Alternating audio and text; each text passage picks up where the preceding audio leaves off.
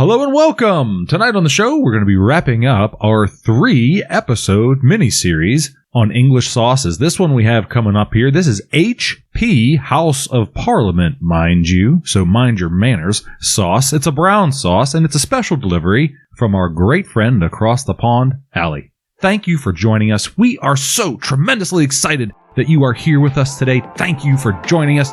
This is Soft Spoken.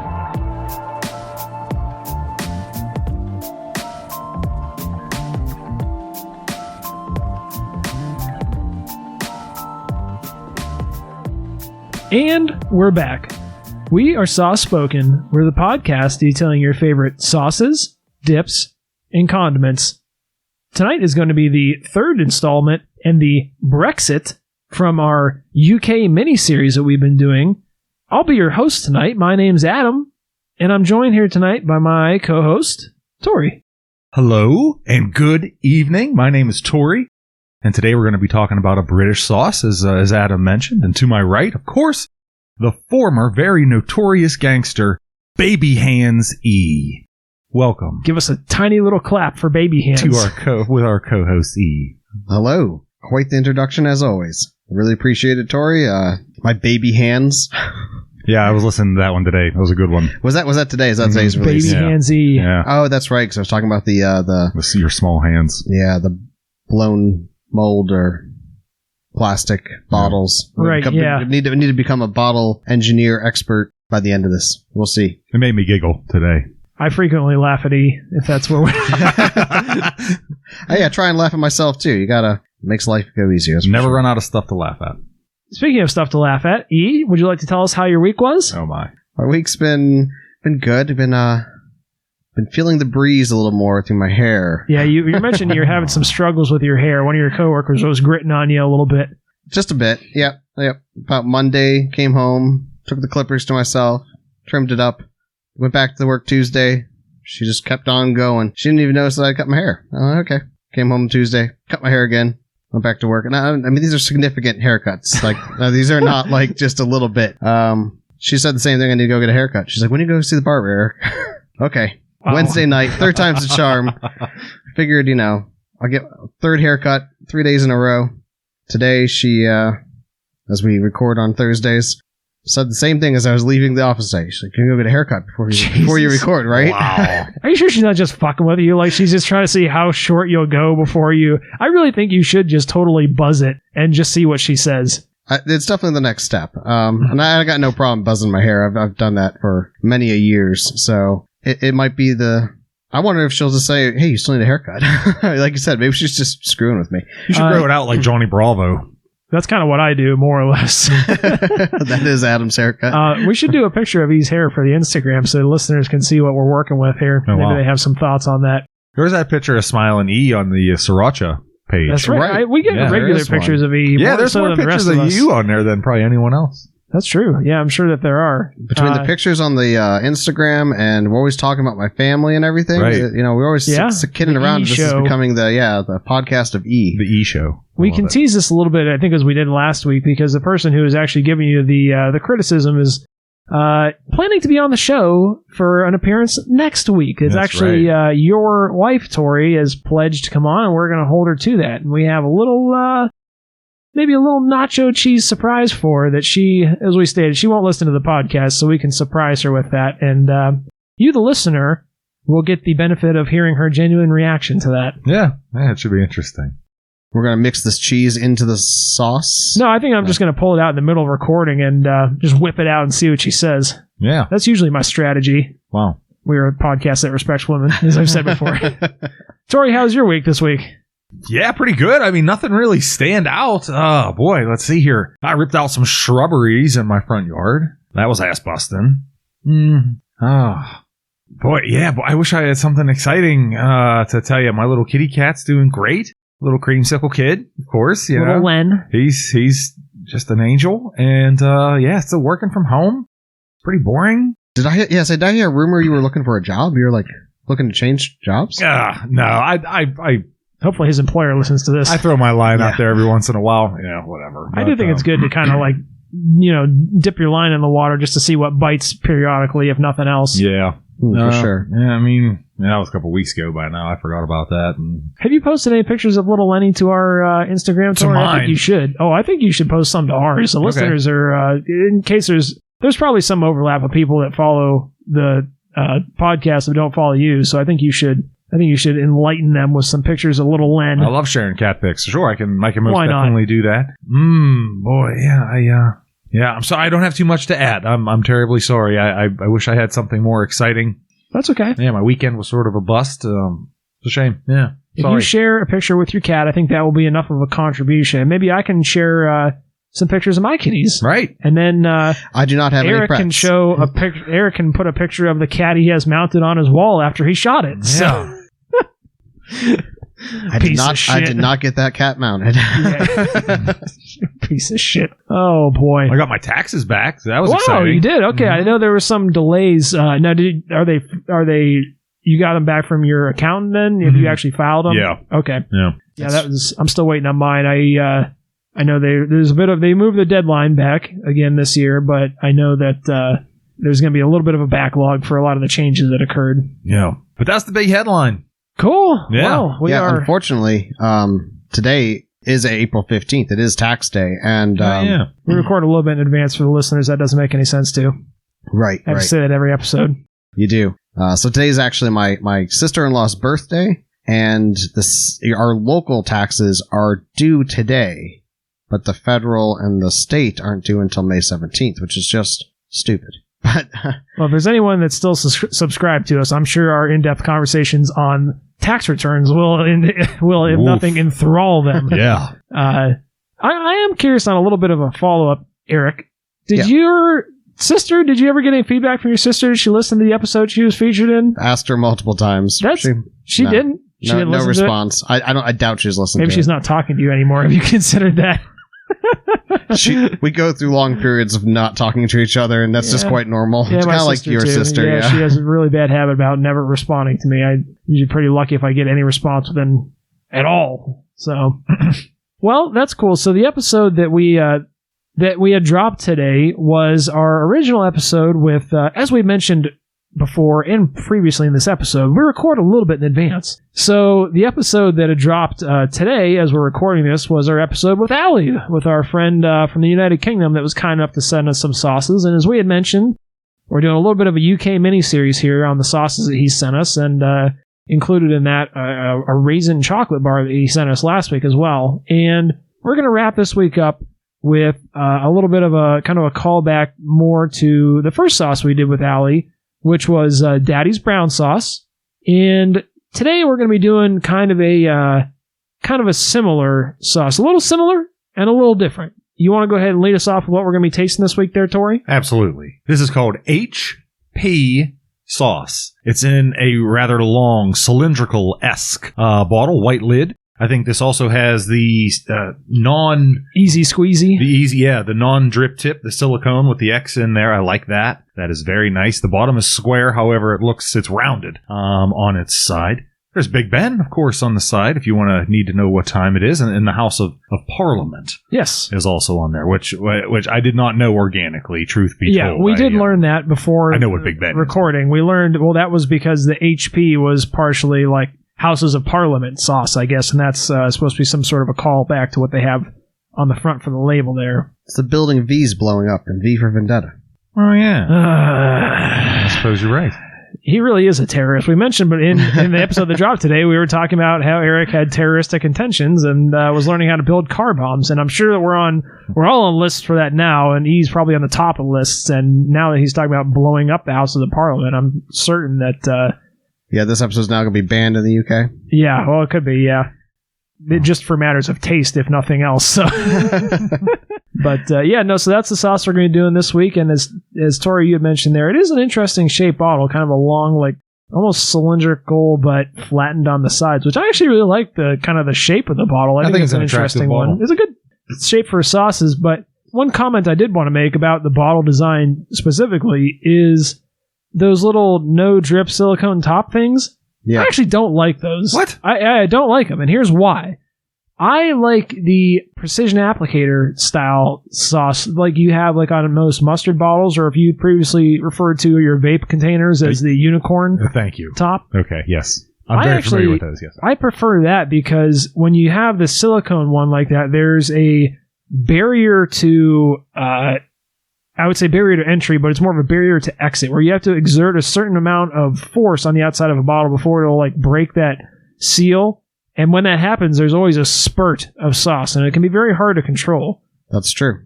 Fair. Yeah. And I like to be able to, do a precision application, a little bit finer, more directional, rather than just splattering on whatever I want to launch sauce on. I like a little more control than that. The grime that collects around various nozzles sort of is grody to me. Yeah, well, that's the thing. I don't mind if it dries up and kind of flakes off. I'm okay with that, but the problem I have, again, with this type of lid is that it's enclosed. So, like with the ketchup bottles like that, you get the inner crust around the whole inside there that you have to wash out or otherwise remove. And, with like a little spackle knife or something, and that part I don't care for. That's another advantage I like of the mustard bottles is that they seal nicely.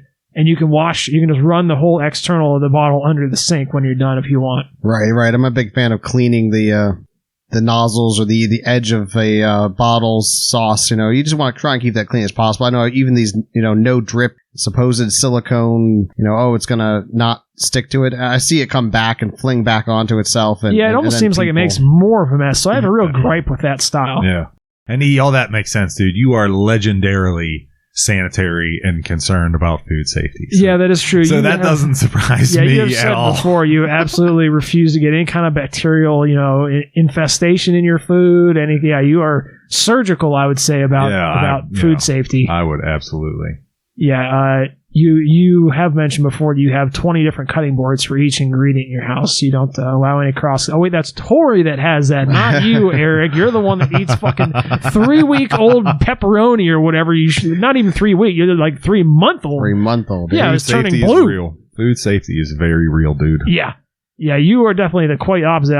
But I do think that the crusties on the top of sauces are gross in general. That is grody. Yeah, I mean, and maybe it's inescapable to a certain degree. But yeah. So, but I do like the bottle a lot. I'm curious as to how it earned the name House of Parliament. Was this I don't know what they're called, constables or whatever their dignitaries are over there, but was that a particular favorite among those folks? Well, we didn't really stumble across that. Here. Couldn't ask him. Yeah, I know. Well, he may not know because, as he had mentioned, he's only lived there for 10 years, and he wasn't quite as well versed in some of the finer details as. Well, I'm still more well versed than we are, so I guess as we mentioned before, anytime we're dealing with international sauces or international things in general, we are wee-wees.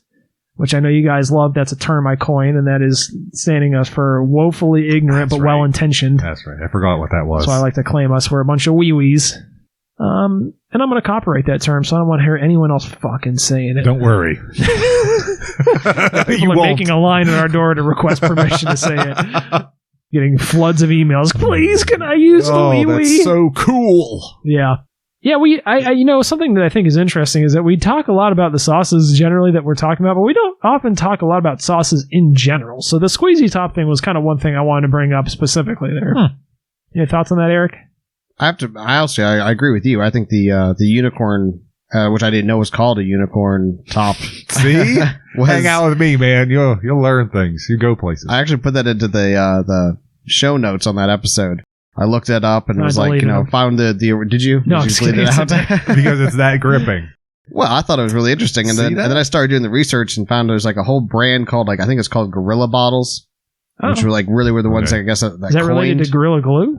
Not related to because they do have that kind of a top, just a smaller version. Yeah, I suppose you're right. They do. I thought the same thing too when I saw it. I was like, I wonder if there's any relation to the Gorilla Glue. But no, in my research, it was interesting to come across. And then everyone makes their own ripoff versions of it now, and of course they've got some beef with that on their website, but it was interesting. Well, the unicorn thing is just in relation to the vape bottles, right? Not actual sauces? Yes. I believe it's Take a hard stance. It is definitely against, or just for the vape juices. I don't know, bro. Although, if you think about it, what is vape juice but vitamin E sauce? Right. Yeah, it's wasn't that the vegetable thing that people were getting inflamed lungs or something like that from the? You remember that? Oh, I do. Yeah, Okay, I do. Yeah, that real wasn't that popcorn vitamin lung E? thing. Yeah, it was. Yeah, that was a while ago. Yeah, I think that was drugs. I would make a. Oh yeah, I believe you. That was in reference to marijuana because that was the lower regulation. I believe that's correct. Mm-hmm. Yeah, I do remember. Seem to remember reading about that now. Yep. One thing that we didn't mention about the sauce here in front of us, though, is this is the original HP sauce. So there are different varieties of this. We also found out. Good point. Checking that out. Yeah, that's true. We did, and we normally jump into that kind of closer to the end of the episode, but since we mentioned it, let's go ahead and bring it up now. Let's go from memory, though. There was one that was a fruity one, right? Fruity HP. Right. Barbecue. Right. Barbecue. Was there a bold? A bold. I think bold. Yeah, bold was one. Yeah, that was hard to believe. There was a fourth one. Yeah, right. There was a fourth one, too, right? There was a fourth barbecue. one, but I don't... No, he already said barbecue. Oh, damn it. Wait, bold! No, just kidding. Fruity, bold, barbecue, and... Could there have been a hot one? I don't think there was a hot one. There wasn't. Okay, I'll look. We'll find out. Looks like there's only 3. All right. We'll leave the awkward silence in, but they do make a mention that they've started manufacturing with lower sodium. So, and one thing I think is interesting to mention, this sauce is manufactured by Heinz, and as natives of Pittsburgh, as we've previously referenced, Heinz is actually headquartered in Pittsburgh, Pennsylvania, and we take a lot of pride in that. This Heinz manufacturing facility, though, as we learned from Wikipedia, the people producing this sauce are actually in the Netherlands. There's apparently another Heinz production facility out there, and that's where they're pumping this stuff out. Now, quick geography test here. Netherlands, now that would be north, right? That would be north of, like, Britain, UK, like normal. No. London, no? That would be south? east. Well, north. I think it's more east than it is north. That's the Dutch. Holland, okay. That's general. All the tulips and. We'll pull up a map. We'll pull up a map because we're again wee-wees here. We are wee-wees. That's no north, doubt. Right? Yeah, almost directly. I would say due east from London. Does that sound right? Yeah, it looks about right. Yep. We'll leave the map up here, so maybe we'll learn a fucking thing or two. Right next to Germany. Yeah, I was thinking more like Denmark, I guess. Okay, yeah, I'm wrong. To be quite frank with you, I had actually pictured it more over here in this region, kind of north of Poland for the listeners. That's where I was actually picturing it, like more in the region of Lithuania. That was where I had it pictured, so that just shows how fucking stupid I am. I do think it's pretty wild the way all those countries, they travel fairly freely amongst countries from one country to the next. Well, they used to. That's part of the new thing too about European Union. It used to be much easier to travel, but that's one thing they're kind of cracking down on. No, I made a bit of a joke, a lighthearted joke, which I think is actually a much more serious thing that probably people in the United Kingdom will not appreciate. My joke about Brexit, but that was actually they're no longer a part of the European Union anymore. So I know there's a lot of import restrictions now. And I think there may also be some travel. Maybe personal travel, too. A little harder. Yeah. I think it's still definitely, way easier than it is for us to go to another country. But that being said, we kind of have the benefit of having a bunch of different countries kind of all under one banner, if you want to look at it that way, because... That's true. The advantage of going over to Europe, something like that, is experiencing a lot of different cultures in a close area. But, in the United States, think of all the different cultures that we have. They just all happen to speak the same language. But you can go from, places that are basically tropical like Florida to places that are deserts like Arizona, up to the Pacific Northwest or all the, you can get any different type of interesting, or if you want to go out to Hawaii. And even our states, we have some different, idiosyncrasies and cultural kind of things from Yinzers to, displaced Yinzers watching the Steelers down in Florida. Right? But no, I kid, but... Wow. It is funny, though. You can find a Steelers bar in any state in the entire country. That's the only sports team that you can do that. Really? That does surprise me. That's the only team. The only one. I wonder why. Their fans are fanatics, I guess. Speaking on variety of cultures and states, do you guys know what the state with the highest expected average lifespan is? No. Maine. That's a good guess. We'll say Massachusetts. Hawaii. Highest average life expectancy. I believe 83 years is the average life expectancy there. Second, I believe, is California. Because the reason I had thought of this to look this up the other day was because I was thinking, you know how whenever you see something and it says product causes cancer in California, blah, blah, blah. Yeah, everything. And I was reading a thing the other day, an article that was saying that new homes in California will no longer be able to be manufactured with gas stoves because apparently there's some sort of byproduct from the natural gas that hurts you in some, immeasurable way. So I was thinking well, theoretically speaking, all other factors aside, the weather and the activity levels and the age group and whatever else, all other factors aside, theoretically, if all these guidelines and warnings and, allergens and cancer-causing things are of any benefit, then hypothetically, California will be much higher, average life expectancy, which I believe apparently is true. They're like 82 years or so there. That is really interesting. I mean, you think that makes people more aware by slapping, this might be dangerous to you, on everything? Like I said, I think I'm making some pretty serious extrapolations from very limited data there because I don't necessarily know that has anything to do with it. I think it's probably more the fact that just it's easier to be, one of the other states that was higher up was Colorado. If you think about that, it's much easier to be outside doing outdoor activities, getting healthier, and kind of, sure. And I think more, if you had to make I think that would be fair to say for California too. You got really nice weather, and Hawaii. I think most of the nice weather states where it's easier to be outside getting physical exercise outside most of the year are probably going to have a higher life expectancy. I don't think it actually has anything to do with anything else, but sure. No, that makes a lot more sense. I know we've said in recent episodes here about how spring is upon us and we have a lot more daylight than we've had in the past, a month from now and a month prior to now. Anyways, it's interesting how much more energized I feel, how much more oh boy, I can do this, I can do that, and right. And the sun is up, and then I'm like, oh shit, it's time I should be in bed, right. And I'm still working on cleaning or doing yard work or something, and there's the whole seasonal affective disorder thing, which gets your mood down. I know that happens to most people to a certain extent. It happens to me a little bit. I'd agree. But your sauna helps out with that. Oh, hell yeah. But oh, yeah, dude. I know you had said Maine. I think Maine was actually pretty high up there as well. Definitely in the higher half. Oh, he said Maine. And you said Massachusetts. Yeah, I did. Oh, okay. Tori said Maine. Sorry, Tori. I think you were pretty high up there. I think Massachusetts was also pretty high up there. Pennsylvania was actually in the bottom half, which kind of surprised me. Yeah, I was a little bit surprised to learn that, but we're still doing far better than the worst state. Does anyone want to venture a guess as to the worst state? Illinois. Okay. Kentucky. You were very close to Kentucky. I think they were in the bottom 5 or so, maybe. West Virginia is the lowest. And that seems surprising to me, too, because there's so much, there's a lot of fun stuff to do down in West Virginia. I don't know, I always see the commercials. I guess living close enough to... There's fun stuff to do, but I think a lot of people there are just kind of like mountain creatures, Yeah, true. We're going to really offend some people, I hope.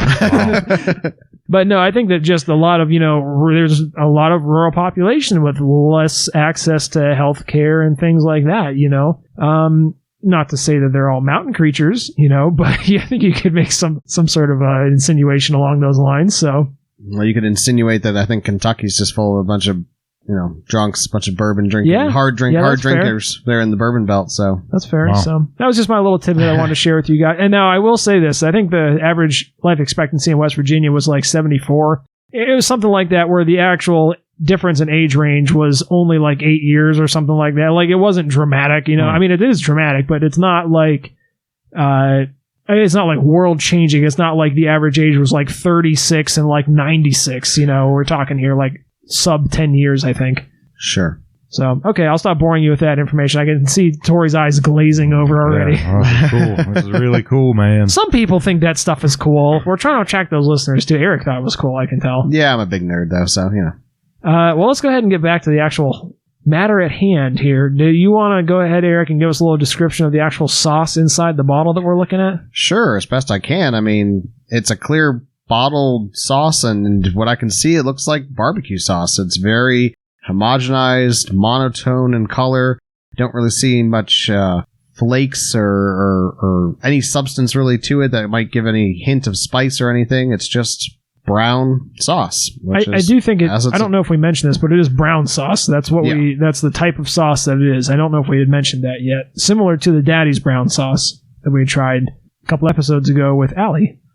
And it does say on here a little bit of the history. It looks like printed right on the label. It says, this HP sauce, the original brown sauce since 1899, and it has set the standard for quality. It's everyone's favorite, legendary, and uniquely distinctive sauce is the result of dedication to sourcing the highest, blah, blah, blah, okay. The highest, quality ingredients and closely guarded recipe secret. Okay. Huh.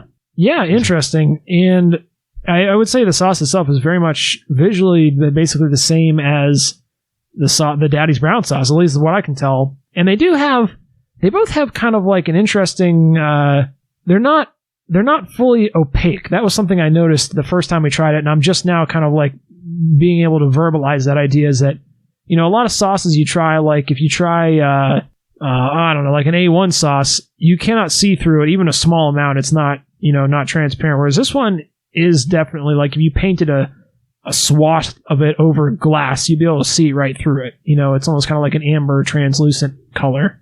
It does, but it also sticks. It clings to the edge of the bottle. Yes. And it creates this kind of like a brown frost, you might want to call it. I was thinking like an ombre or whatever. Was that hairstyle thing that was popular a few years ago where it's got the fade? Oh, yeah. That is ombre, okay. Yeah. Yeah, it's kind of got that appearance when you shake it. It kind of...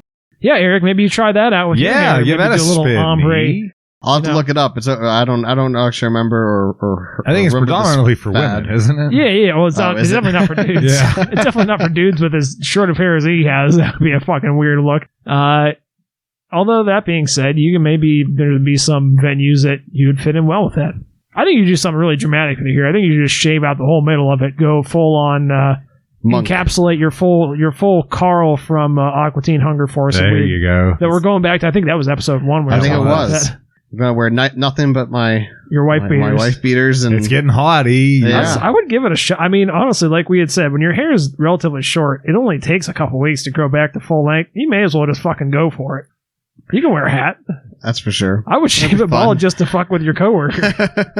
I think that'd be a lot of fun, and it'd be good for the Instagram too. I don't know if it'd be... Do it for the Grammy. Do it all for the gram. Terrible phrase from our current times. Do it for the gram. Yeah. So, speaking of grams, does it say how big this sauce is? Is this... Oh, I'm sure it's in... Oh, yeah, 450. 450 grams. Okay, yeah, we mentioned before that these sauces are labeled in... Did we figure out what the E next to that stands for? English. 450 grams English. England grams. No, we didn't figure it out. It is listed on this sauce as well as some of the previous sauces. It was definitely on Daddy's. I bet that's some kind of like a certification thing. Like it has to be like monitored, measured, or something like that by...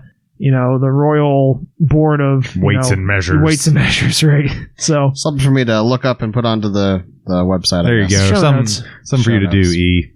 I bet it is something really dumb. Smash it. Well, Eric, do you want to go ahead and lead us off with some of your tasting notes? Sure. It was definitely bold. It has a very strong. This is not the bold sauce, but it was bold in and of its own, right? Yeah. That's why I was alarmed to hear that they made a bold version. Yeah. I was panicking. I was sweating in my chair. Let's see here. I said it, it's very tangy, very vinegary, maybe a hint of tomato in it. And I said it smelled almost on the verge of denatured alcohol. Ah, yeah. So, yeah. Interesting. It was certainly an experience. I'm glad I tried it. Tori, what did you think? Glad you tried it, huh? I'm glad. I am glad I tried it. Okay, wow. I think that may be... I'm glad other people tried it. Yeah, that may be a bit of an overstatement for me. I thought this tasted, if you bear with me here, in a very, very dusty, musty bottle of vinegar. If you can envision what that tastes like. Yeah, okay. That's what you have here. I thought this tasted like must in a bottle.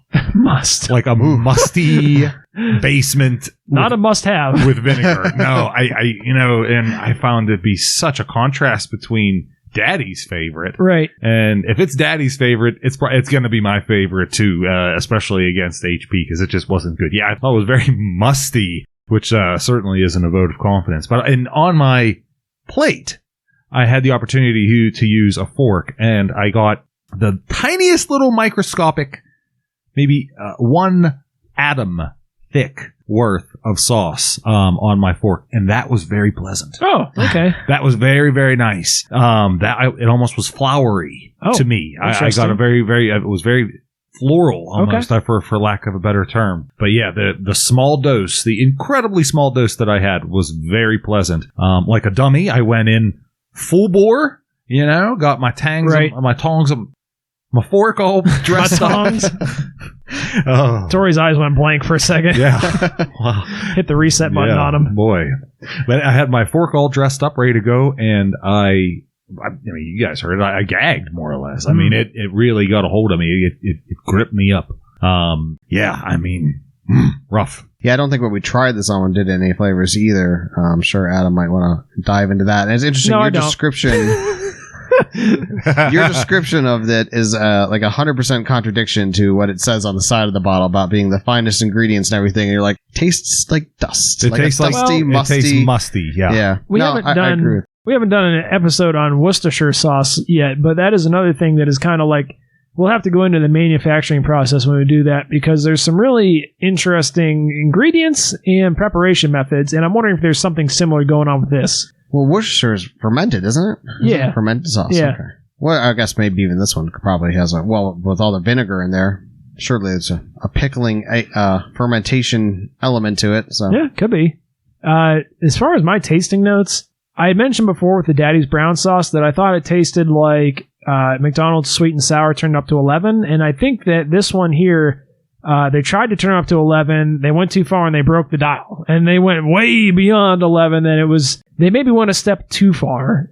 With this, I got a lot of the same notes, they're just a little step farther, and the one thing I got with this one that I didn't get with the Daddy's brown sauce was I got almost like a bitter taste on the back of my tongue specifically, and I didn't care for that. That did kind of make me pucker. It was almost hard to eat, and I tried it. That was from trying it on a toothpick that I got that reaction for myself. But the less favorable reaction that I got from it was from trying it on what Eric had prepared for us this evening, which was a recommendation from Allie's girlfriend, which is what he initially tried the Daddy's brown sauce on, which was a medium, I guess, cooked egg. And, chicken egg. Yeah, a chicken egg. Chicken egg. As opposed to a quail egg that we've tried before on the show, I guess. Sauces and eggs, dude. And I got a very unpleasant mental image when I was eating it on the eggs, and I went pretty hard. I put a pretty big dollop on there because I thought, it seems fine. And I got a really strong... I told you guys, I thought it tasted like eating pickled brains. That was what I imagined eating pickled brains was. Yeah, it was just the texture and the flavor combination there. All I could picture was just someone opening up a can of pickled pig's brains, and that's what it would taste like. Pig's brain? Yeah, that was what I pictured. Have you had pickled pig's brain before? No, I haven't. That's just what I picture it tasting like. I mean, I know, Indiana Jones, they were eating monkey brains. Yeah, I would try that. That actually looked pretty good. I remember from a kid. Well, that actually looked disgusting. Tasty. It looked better than can. It wasn't in a can. It was just floating around in there. I probably wouldn't want to eat it out of the monkey's skull, but as far as the actual brain matter, I don't know. I guess that could be fine. Count me out, dude. I'll be in Wendy's. I've heard brains. I'll be having a Dave's Double. Dave's Double brains. Yeah, you know it. I don't think I've ever tried brains of any. Well. Certainly haven't tried having any in your head. Oh, got him. No, I think it was like crawdads or whatnot. When you're eating certain seafood. Those are very different things. When you're cracking their heads open, there's brain matter in there. Well, you can eat it. I've tried it. I don't really think that's brain matter though, because they have a central nervous system instead of a brain. I think they just have goop up there. I know what you're talking about. Okay, fine. But that's more like that seafood goop brain is more like almost like a mud pate thing, though. It's not really like a pork brain or something. This is all very bizarre. You never had that? You never had the crawdads? Man. No? Okay. Yeah, they've got a soft, mushy, brownish pate thing up where their heads are. How about a lobster? and people like to suck it out of like there. a big boy. Well, I think you could. People don't typically eat the lobster heads, though. They eat the flesh. But in like if you're eating a crawdad, you typically just break it open and suck the whole thing out of there. Suck the whole thing, all of it. All the meat out of there, and that includes the disgusting brain dirt. So, wow. Yeah, I don't care. I mean, it's not my favorite part. I like to eat the tails. I don't need the brain dirt. Yeah, but for sure. I think if you go down to Louisiana, I think that is customary. So, down on the Delta, we have to somehow shoehorn that into the podcast. Some crawdad brain on the bayou. Make a sauce out of that shit. That'd be pretty wild. Yeah, I think that summarizes all of our thoughts. Yeah. No. Well, I am kind of curious, Eric. Could you go ahead and read us the ingredients? Because I know I'm just curious. Because do you still have the Daddy's brown sauce here? I was kind of curious if we could make a. Oh, okay. I was wondering if we could make a comparison on the ingredients here, but I think I'll remember mostly. Right. I noticed one big discrepancy right off the bat when we were looking at the Wikipedia page. Okay. And I think that might be what is really setting them apart. But anyways, we'll go ahead and read the ingredients here. Spirit vinegar? Yes, it has spirit vinegar. Oh, really? Okay. All right. Very good. But this is tomatoes, then malt vinegar from barley, molasses, glucose fructose syrup, spirit vinegar, sugars, dates, modified cornstarch, modified corn flour, rye flour, salt, spices, flavorings, and use your words. Tamarind. Yeah, tamarind sauce. That's like an Indian type of sauce, I think. It is. It's a spice, and I can't read apparently. Tama. Yeah. Tuma. No, that's interesting. I was wondering if the dates specifically was what I was wondering about. I was wondering if this one did not have the dates, but it does. I guess. It does. That's interesting. I know the Daddies did feature those, and we were speculating a lot of the sweetness came from that. But what the Daddies did not have was molasses, right? No, I think it had. Are you molasses. sure it had molasses? I was wondering. Okay, what it did not have? It did not have malt vinegar, and that's literally the second ingredient on this one is malt vinegar. The Daddies had just the spirit vinegar. I'm going to have someone explain to us because Allie didn't really know specifically about the difference between a spirit vinegar and a malt vinegar and versus like a red wine, white wine vinegar. If you read the show notes. I didn't read the show notes. I just copied and pasted them to the website. Slam dunk. Why don't you go ahead and enlighten us, smarty pants? Okay. Based off of the Wikipedia page, spirit vinegar is a much cleaner and clear vinegar. It's very, they say it's the cleanest of all vinegars. It's going to have the least amount of flavor to it. So it's like distilled. Yeah, essentially distilled. So like white vinegar, but even more so, like even more clear than white vinegar because like white vinegar is still Goose vinegar. It's the Grey Goose of vinegars, like triple filtered. Yeah. So essentially, you're not going to pick up really any flavor other than vinegar. The vinegar, right? Okay. And then here with malt, you're of course getting a whole lot more of other flavors, and I guess in this case, like they're kind of sharp and they're kind of bold. They're I don't know. I don't think they're doing the sauce any flavor or any favor. Lots of flavor. Not enough favors, too many flavors. That's right. But to each their own, I guess. I mean, this is something I could see someone becoming acquired to and really enjoying it. Maybe. I mean, eventually, like you build up your level of taste to become accustomed to this kind of hit you in your face vinegar boldness. For me, it was a bit much, and especially on just eggs. Yeah. Well, I do think it would be. I really still want to try this. I think you had tasted some on a meatball, as we had mentioned. I would like to try this on like a rich, savory red meat, and I think that might help it out a lot. Yeah, even on a steak. Like a steak would be good. You tried some of the Daddies on a meatball, is that right, Tori? I did. Yeah. What did you think about that? It was great. Yeah, it was really good. It did everything that I certainly anticipated it to do. Yeah, it was damn delicious. I mean, the meatball was outstanding. See, there's a bit of a story behind that. You took that sauce to a restaurant? No. No, Kicked open the doors. I brought the meatball home. No, yeah. Took the sauce to the store, said, give me your fucking meatballs. I got my own sauce, and I want it taken off the bill. Yeah, the meatball is legendary, so maybe that helped it out. But yeah, it was a really good treat. Did we talk about that last week or not? I don't think so. No. And I was going to give you an opportunity to give a shout-out to the Meatball Emporium if you cared to do so. Oh, yeah, they were Emporio Meatballs in downtown Pittsburgh. I'm sure it's a franchisee chain type deal, but yeah, hell, they're really good. Cool. All right, well, without any further ado, let's go ahead and get around to our ratings. Oh boy, huh? Numbers. Number time. You want to lead us off there, Eric? Sure, I'll be happy to. I thought, unfortunately, this was just a little bit much for me. I do think it's an interesting sauce. These brown sauces, I mean, we have only had 2 now. I'm no expert by any means, but I am going to put this one just below ketchup, I think. I'm going to give it a 4.5, which is a pretty cruel rating, I have to admit. Cruel. I do wonder Heinz. if we put it on a meatball or some red meat, it would probably push it a little bit above or right about ketchup level. I know I liked the Daddy's favorite more. I don't remember exactly what I gave it. I don't know, maybe a 6 or a 7 or something. I thought you guys gave it pretty high. We did. Yeah.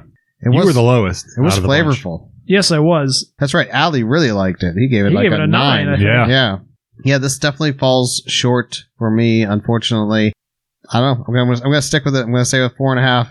It's pretty mean, though. That's so cruel. Wow. Eric. How can you live with yourself? We're going to lose our Heinz sponsorship now because of this. Probably. Tori, what are you going to bash the Dutch sponsorship, I think that's the Dutch Heinz. Yeah, not the American Heinz. Oh, boy. Well, yeah, I think you hit a lot of important things. It was too much for me. I mean, I like vinegar. I thought for this sauce, personally, moving away from the daddies and the meatball idea, I thought this would excel on fish. Oh.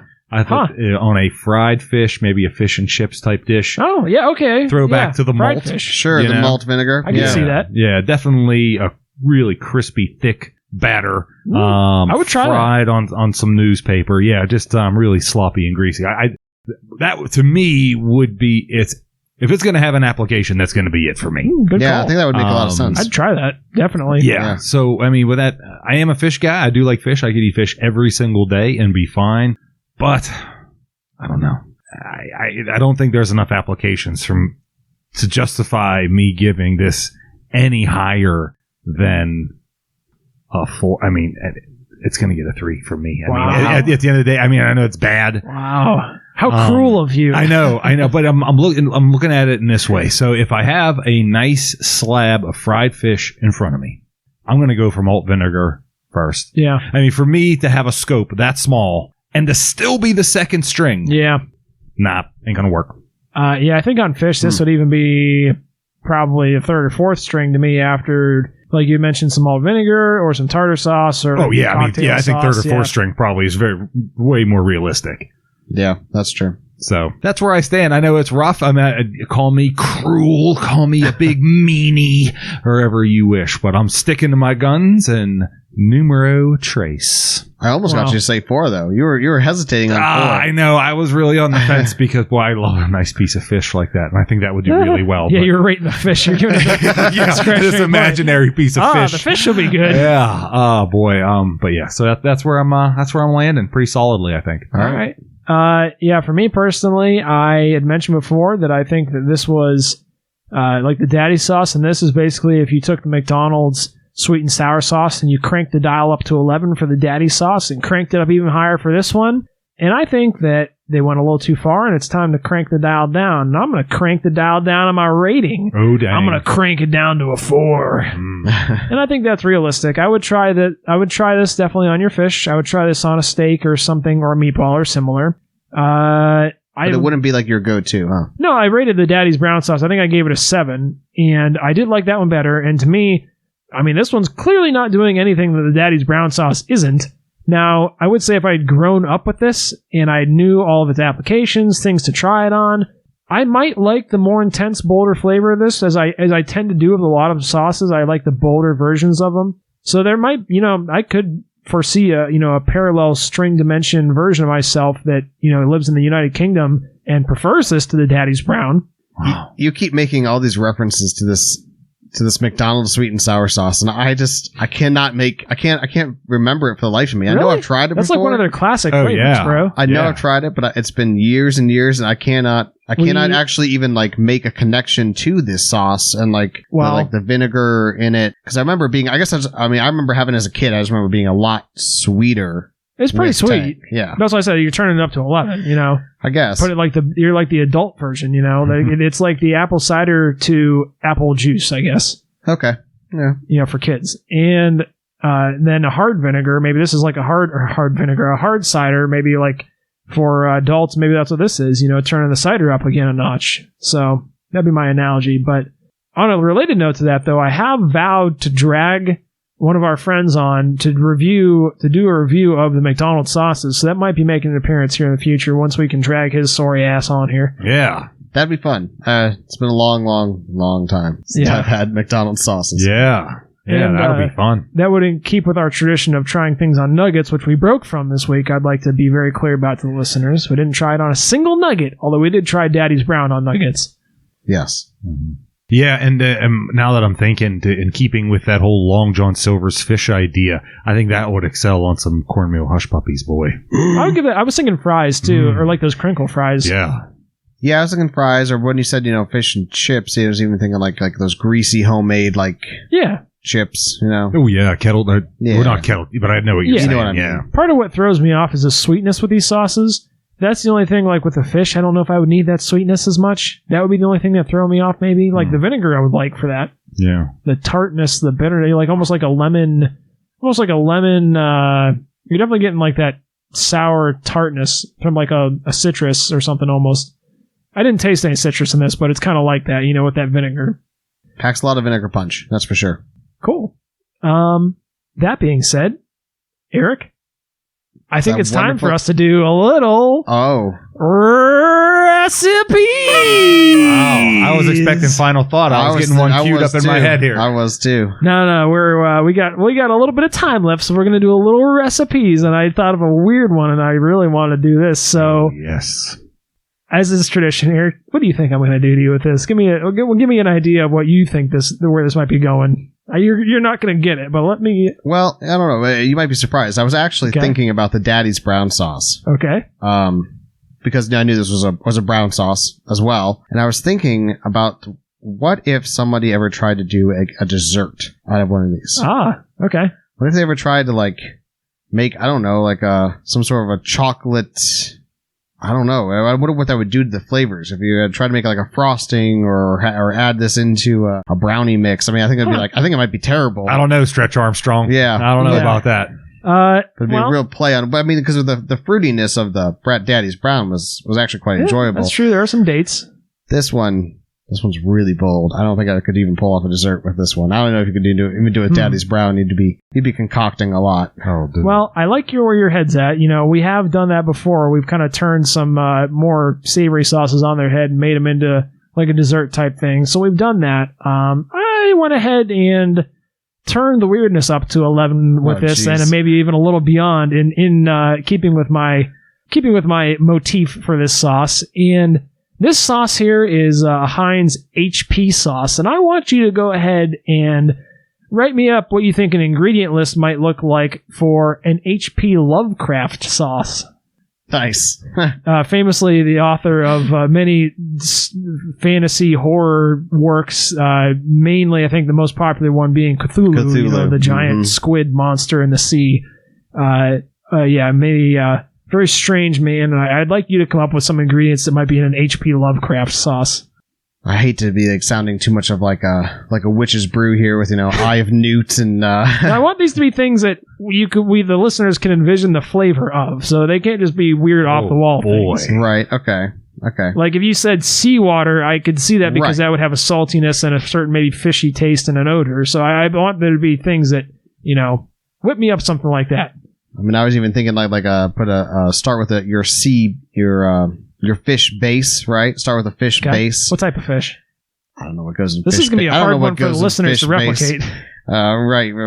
Probably cod or whoever your cheaper fish are probably, it's, whatever they make that fish base that a lot of like Oriental sauces actually start off with. Okay, yeah, fish sauce. I think. Yeah, they call it fish sauce. Okay, yeah, all right, bottled fish sauce. Bottled fish sauce. Let's add pears. Okay. Dates. Okay. Maybe a little bit of paprika.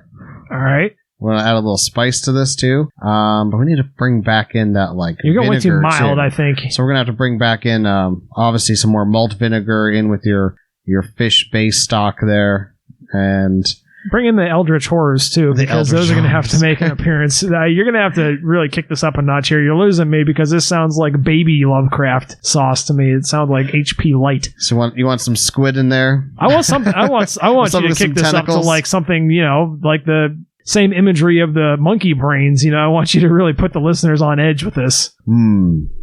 Terrifying salamanders, black salamanders crawling from a moonlit sky. Well, you said flavors that they could relate to, but sure, salamanders. Pureed or just like chopped? What kind of salamanders are we talking here? Let's puree them, because if they're two together, they might start reanimating. So okay, keep going. Round us out here. Feel like you got a room for a few more ingredients left. I think an ingredient that is very controversial on especially pizza. How about some pineapple? Some pineapple in there. Oh, okay. It'll add some funk to it and some more citrus notes, and also really really react with that vinegar, that whole punch you in your face kind of flavors. Okay. And we can go with the whole fantasy theme, and you can say dragon fruit. Ah, okay. I was actually going to suggest durian fruit, one that famously smells terrible but tastes delicious. I never even heard of that one. You never heard of durian fruit? No. Dude, they're gross. Yeah. Yeah, it's one of the grossest smelling fruits. It smells like garbage. Yeah, it smells like garbage, but it tastes very sweet. Ooh, that's interesting. That's an Indian thing, isn't it? I believe it's from that general region, yes. Yeah. And the sauce should be used as a dipping sauce and served out of a sea urchin. There we go. You can dip calamari in it. There you go. I was hoping you were gonna come up with something like adding in vitreous humor from eyeballs or something like that, and you kind of disappointed me a little bit with this. Well, you said you wanted relatable flavors. Horrors, I said. I wanted horrors. Make this a horror sauce, and you're like, oh well, maybe start with a fish sauce base. Oh, I think what I described there, if someone actually made it would be pretty horrific. I'm giving you a C. I'm giving you a C- on this. We'll let if the listener wants to, some brave listener wants to try to replicate that, we'll give you something. Post it to our, link it to our stickers, Instagram, and that's the least we can do. We'll at least give you some stickers, if nothing else, for conjuring up that mess. I don't know. I think you set him up for failure. I think that was an especially hard recipes. It was personal opinion, but it was fun, and it was fun. But to give him a C, I think now you are being rather crude or mean. I gave him some better suggestions. I gave him some suggestions. He's always crude, that. Yeah, I think it would be fun if you, the listeners, would like to chime in. Send us a post to the Instagram and let us know what your HP Lovecraft recipe might look like, and see if you guys have any better suggestions than he came up with. And if it's good, we'll feature it on a website alongside Ease, and we'll credit you for it too. That might be something. If anyone's feeling a little bit more creative. So, but no, I don't think you did that bad of a job, but I'm going to give you a solid C. I think you could have incorporated more horrors into it. I think that was tough. I'm a CB student. I'm okay with that. Wow. Skating by.